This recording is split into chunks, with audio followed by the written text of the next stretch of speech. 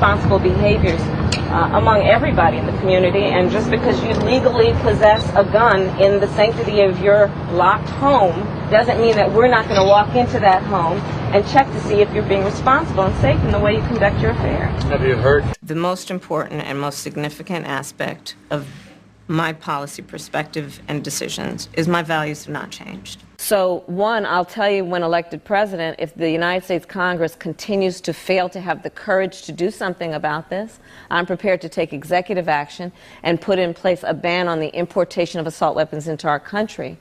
But we still have to deal with the over 2 million assault weapons that are currently in the streets of America. Adding to your gun control agenda? Yeah, I think it's a great idea, but I mean, listen, I don't think we lack for great ideas. As I've said many times, we've been having great ideas for decades. The problem is that Congress has not had the courage to act. And that is why, from the beginning, I have said, my agenda includes attempting to get Congress to act, but if they don't within the first 100 days of my administration, I'm going to take executive action. Because what we need is action. These stand your ground laws and these states that have these citizen arrest laws have often and frequently been used as an excuse, if not a cover, for people who are motivated by racism and racial profiling.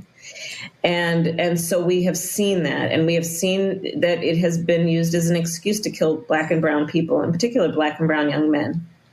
And we just have to speak truth about that, no matter how uncomfortable it makes us. What would you do about the millions of, specifically, assault weapons that are already in circulation? What do you do about those? Well, there are approximately 5 million, to your point, Craig. We have to have a buyback program, and I support a mandatory buyback program. It's got to be smart. We got to do it the right way. No, I don't think she's abandoning her ideals. I think she's trying to be pragmatic and doing what she thinks is right in order to win the election. I think we need to push back on this. There's no guarantee to free speech on misinformation or hate speech, and especially around our democracy. If you don't police your platforms, we are going to hold you accountable as a community. When I was Attorney General, I learned that the California Department of Corrections, which was a client of mine, I didn't get to choose my clients. Right, a client of the Attorney General. A client of the Attorney General, right, of the Office of Attorney General, that they were standing in the way of surgery. For prisoners. For prisoners. And there was a specific case. And when I learned about the case, I worked behind the scenes to not only make sure that that transgender woman got the services she was deserving. So it wasn't only about that case. I made sure that they changed the policy in the state of California so that every transgender inmate in the prison system would have access to the medical care that they desired and need.